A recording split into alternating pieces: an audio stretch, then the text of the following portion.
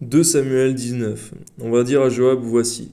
Le roi pleure et se lamente à cause d'Absalom, et la victoire ce jour-là fut changée en deuil pour tout le peuple, car en ce jour le peuple entendait dire, le roi est affligé à cause de son fils. Ce même jour, le peuple rentra dans la ville à la dérober, comme l'auraient fait des gens honteux d'avoir pris la fuite dans le combat. Le roi s'était couvert le visage, et il cria à haute voix, mon fils, Absalom, Absalom, mon fils, mon fils. Joab entra dans la chambre où était le roi et dit, tu couvres aujourd'hui de confusion la face de tous tes serviteurs qui ont aujourd'hui sauvé ta vie, celle de tes fils et de tes filles, celle de tes femmes et de tes concubines. Tu aimes ceux qui te haïssent et tu hais ceux qui t'aiment, car tu montres aujourd'hui qu'il n'y a pour toi ni chef ni serviteur. Et je vois maintenant que si Absalom vivait et que nous fussions tous morts en ce jour, cela serait agréable à tes yeux. Lève-toi donc, sors et parle au cœur de tes serviteurs, car je jure par l'Éternel que, si tu ne sors pas, il ne restera pas un homme avec toi cette nuit. Et ce sera pour toi pire que tous les malheurs qui te sont arrivés depuis ta jeunesse jusqu'à présent. Alors le roi se leva et s'assit à la porte. Merci parce que Joab, Seigneur mon Dieu, avait quelque autorité sur David, Seigneur, par ses conseils. Amen. On fit dire à tout le peuple, voici, le roi est assis à la porte, et tout le peuple vint devant le roi. Cependant Israël s'était enfui, chacun dans sa tente. Et dans toutes les tribus d'Israël, tout le peuple était en contestation, disant, le roi nous a délivrés de la main de nos ennemis, c'est lui qui nous a sauvés de la main des Philistins. Et maintenant il a dû fuir du pays devant Absalom. Or Absalom, que nous avions oint pour qu'il régnât sur nous, est mort dans la bataille. Pourquoi donc ne parlez-vous pas de faire revenir le roi? De son côté, le roi David envoya dire aux sacrificateurs Tsadok et Abiatar, parlez aux anciens de Juda, et dites-leur, pourquoi seriez-vous les derniers à ramener le roi dans sa maison? Car ce qui se disait dans tout Israël était parvenu jusqu'au roi. Vous êtes mes frères, vous êtes mes os et ma chair. Pourquoi seriez-vous les derniers à ramener le roi? Vous direz aussi à Amasa, n'es-tu pas mon os et ma chair? Que Dieu me traite dans toute sa rigueur si tu ne deviens pas devant moi pour toujours chef de l'armée à la place de Joab.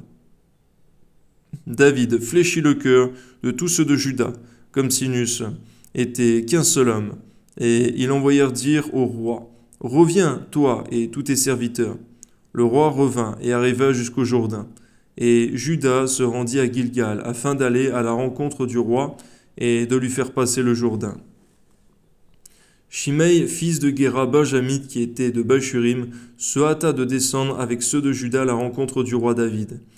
Il avait avec lui 1000 hommes de Benjamin et Tsiba, serviteurs de la maison de Saül, et les 15 fils et les 20 serviteurs de Tsiba. Ils passèrent le Jourdain à la vue du roi. Le bateau mis à la disposition du roi faisait la traversée pour transporter sa maison, et au moment où le roi allait passer le Jourdain, Shimei, fils de Géra, se prosterna devant lui. Merci parce que Shimei, Seigneur, après avoir maudit le roi, Seigneur, précédemment, était dans une attitude de repentance, Seigneur mon Dieu. Oui, Seigneur, que ton nom soit béni, Seigneur, parce que en ce moment-là, on voit que David n'a pas été confus, Seigneur, de lui pardonner son offense, car il venait de se repentir. Amen. Et il dit au roi, que mon Seigneur ne tienne pas compte de mon iniquité, qu'il oublie que ton serviteur l'a offensé le jour où le roi, mon Seigneur, sortait de Jérusalem, et que le roi n'y ait point égard. Mais garde-nous toutefois, Seigneur mon Dieu, de chercher la faveur des gens, Seigneur mon Dieu, en fonction de leur élévation. Parce qu'on voit que lorsque David était au plus bas, Seigneur mon Dieu, Shimei le maudissait, et lorsqu'il a repris l'autorité, Seigneur mon Dieu, à ce moment-là, il s'est soumis devant lui. Garde-nous, Seigneur mon Dieu, d'aimer les gens ou non, en fonction, Seigneur mon Dieu, de leur autorité. Amen. Car ton serviteur reconnaît qu'il a péché. Et voici, je viens aujourd'hui, le premier de toute la maison de Joseph, à la rencontre du roi mon Seigneur. Alors Abishai, fils de Tseruja, prit la parole et dit, Shimei ne doit-il pas mourir pour avoir maudit loin de l'Éternel? Mais David dit, qu'ai-je à faire avec vous, fils de Tseruja? Et pourquoi vous montrez-vous aujourd'hui mes adversaires? Aujourd'hui, ferait-on mourir un homme en Israël? Ne sais-je donc pas que je règne aujourd'hui sur Israël? Et le roi dit à Shimei, tu ne mourras point. Et le roi le lui jura. Méphibosheth, fils de Saül, descendit aussi à la rencontre du roi. Il n'avait point soigné ses pieds, ni fait sa barbe, ni lavé ses vêtements, depuis le jour où le roi s'en était allé jusqu'à celui où il revenait en paix.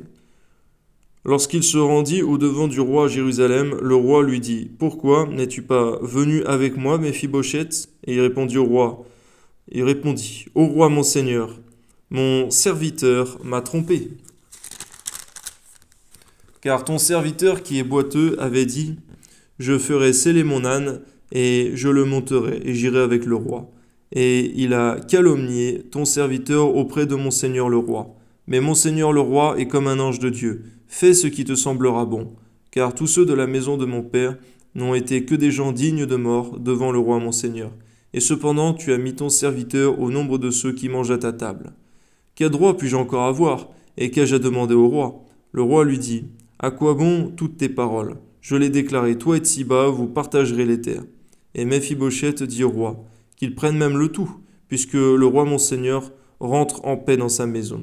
Barzillai, le Galadite, descendit de Rogelim et passa le Jourdain avec le roi, pour l'accompagner jusqu'au-delà du Jourdain.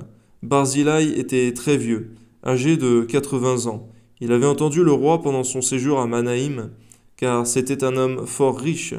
Le roi dit à Barzillai, « Viens avec moi, je te nourrirai chez moi à Jérusalem. » Mais Barzillai répondit au roi, « Combien d'années vivrai-je encore pour que je monte avec le roi à Jérusalem ? Je suis aujourd'hui âgé de 80 ans. Puis-je connaître ce qui est bon et ce qui est mauvais ? Ton serviteur peut-il savourer ce qu'il mange et ce qu'il boit ? Puis-je encore entendre la voix des chanteurs et des chanteuses ? Et pourquoi ton serviteur serait-il encore à charge à mon seigneur le roi, Ton serviteur ira un peu au-delà du Jourdain avec le roi. Pourquoi d'ailleurs le roi m'accorderait-il ce bienfait ? Que ton serviteur s'en retourne et que je meure dans ma ville, près du sépulcre de mon père et de ma mère. Mais voici ton serviteur Kimham, qui passera avec le roi mon seigneur. Fais pour lui ce que tu trouveras bon. Le roi dit, que Kimham passe avec moi, et je ferai pour lui ce qui te plaira. Tout ce que tu désireras de moi, je te l'accorderai. Quand tout le peuple eut passé le Jourdain et que le roi lui aussi passé, le roi baisa Barzillai et le bénit. Et Barzillai retourna dans sa demeure. Le roi dirigea vers Gilgal et Kimham l'accompagna. Il se dirigea. Tout le peuple de Juda et la moitié du peuple d'Israël avaient fait passer le Jourdain au roi. Mais voici, tous les hommes d'Israël abordèrent le roi et lui dirent, « Pourquoi nos frères, les hommes de Juda, t'ont-ils enlevé et ont-ils fait passer le Jourdain au roi, à sa maison et à tous les gens de David ?» Tous les hommes de Juda répondirent aux hommes d'Israël, « C'est que le roi nous tient de plus près. Et qu'y a-t-il là pour vous irriter? Avons-nous vécu aux dépens du roi? Nous a-t-il fait des présents ?» Et les hommes d'Israël répondirent aux hommes de Juda, « Le roi nous appartient 10 fois autant, et David même plus qu'à vous. Pourquoi nous avez-vous méprisés? N'avons-nous pas été les premiers à proposer de faire revenir notre roi ?» Et les hommes de Juda parlèrent avec plus de violence que les hommes d'Israël. Amen.